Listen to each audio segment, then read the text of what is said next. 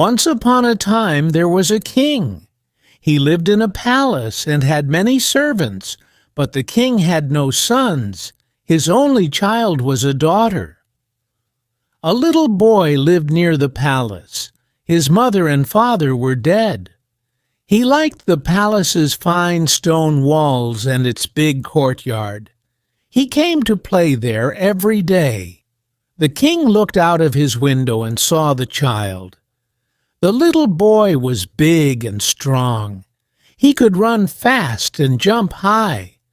He was handsome, too. The other children liked the boy. He was their leader, and they all obeyed him. "Who is this child?" the king thought. "What is he doing here in my palace? Does he think he is a prince?" Every day the king watched the boy.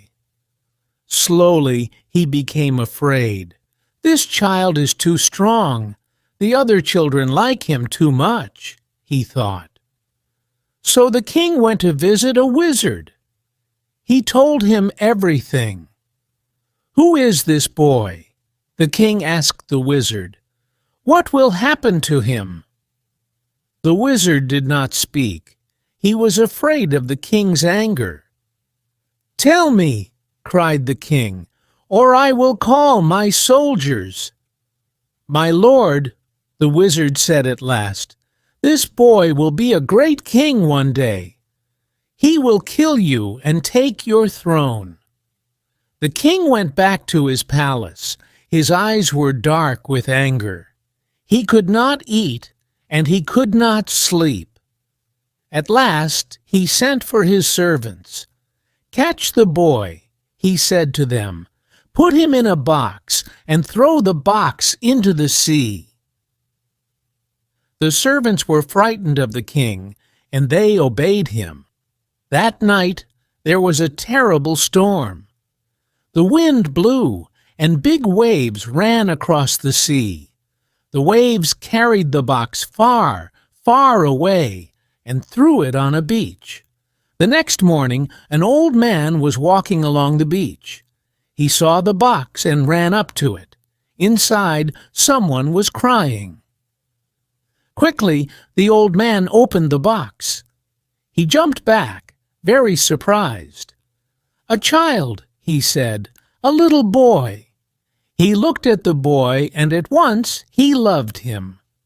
"Where are your father and mother?" he said. "I don't know," answered the boy, and he began to cry. "Don't be afraid," the old man said. "I will be your father now." He took the child home to his wife. She was very happy. "After all these years," she said, "God has given us a son. We will call him Zeta Hasi because we did not expect him." 12 years passed. For a long time there was peace in the land, and the king stayed in his palace. But then one day a war began. The king began to travel to the most distant parts of the country. One day he came to the house of the old man and his wife. The old man welcomed the king. "Hurry," he said to Zeta Hasi. "Bring some water and wash our guest's feet." Zeta Hasi ran to find water. He washed the king's feet. The king smiled at Zeta Hasi. He liked him. "Here is a fine, strong young man," he thought. "He works hard for his father, and he shows respect for his father's guests." "Your son is a good boy," he said to the old man. "This boy is not my son, my lord," the old man said. "He came to us from the sea." "What?" said the king. "What do you mean?" "One day, 12 years ago," the old man went on, "I was walking on a beach. It was the morning after a great storm. I found a box. I opened it, and inside it was a little boy. I took him home with me. My wife was very happy because God had not given us any children. This boy became our son. We called him Zeta Hasi. The king frowned. He looked at Zeta Hasi angrily. Now he is my enemy, he thought. He will kill me and take my throne. The king thought quickly. He tried to smile again. Listen, he said to the old man. I like your son. He's a fine boy. I must go back soon to my palace. Send him to me, and I will look after him. He will be a rich man, a powerful man. A great future is waiting for him. He called to one of his servants. Give me some paper and a pen, he said. The servant brought some paper and a pen, and the king wrote a letter. To my guards, he wrote, catch this boy and kill him. Bury his body in front of my palace. Can you read this? He asked the boy. The boy looked at the paper and shook his head. I don't know this language, he said. I can't read it. Good, said the king. Don't lose this paper. Give it to the soldiers at the gate of my palace. They will bring you to me. Thank you, my lord, said Zeta Hasi. Come soon, the king said, and then he went away. The old man and his wife were sad. They did not want to lose Zeta Hasi. They loved him. But Zeta Hasi was happy and excited. When can I go to the palace and see the king, father? He said. Every morning? Can I go today? Not yet, my son, not yet, the old man answered. At last, the old man and his wife agreed. They called Zeta Hasi to them. Our dear son, they said, we can't keep you here any longer. You can go to the king's palace, but don't forget us. Come home again soon. Then they blessed Zeta Hasi and said goodbye. Zeta Hasi began his journey.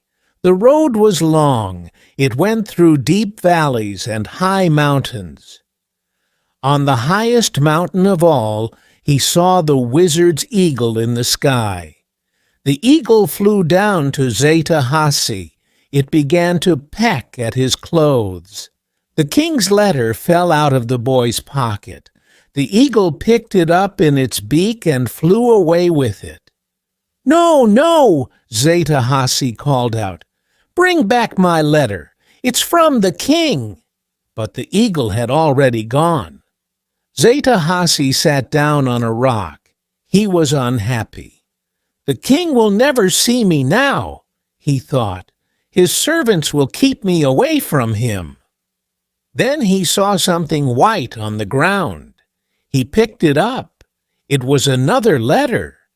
Zeta Hasi looked at it, but he couldn't read it. He didn't understand the language. Did the eagle drop this?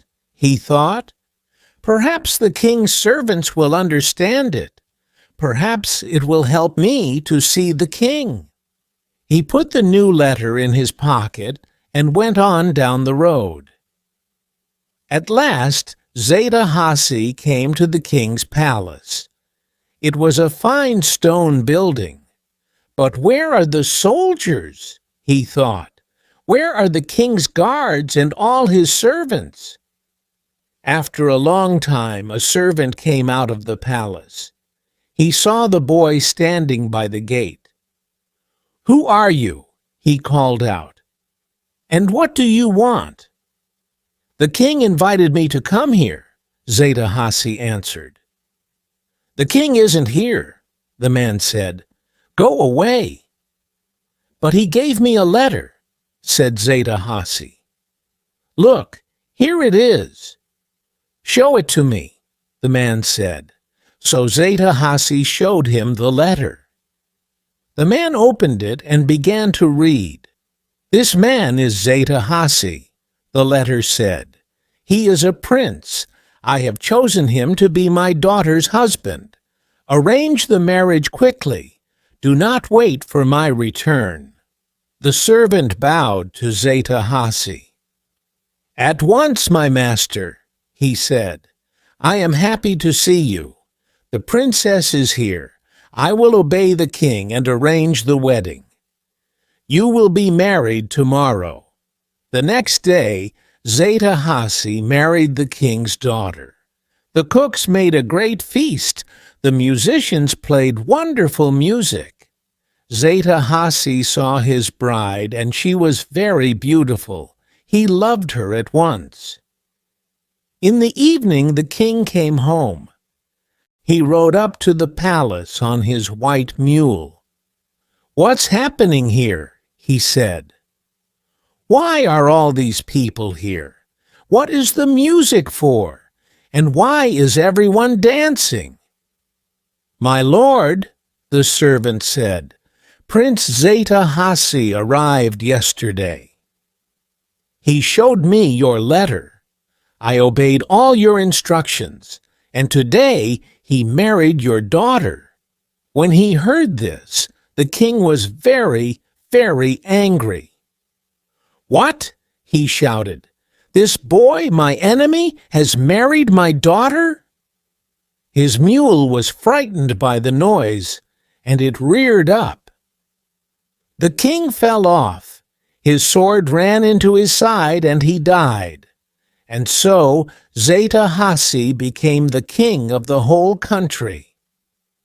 He sent a servant to bring the old man and the old woman to the palace. Zeta-Hasi became a great king. He was just and honest. His people loved him, and he became the father of many fine princes.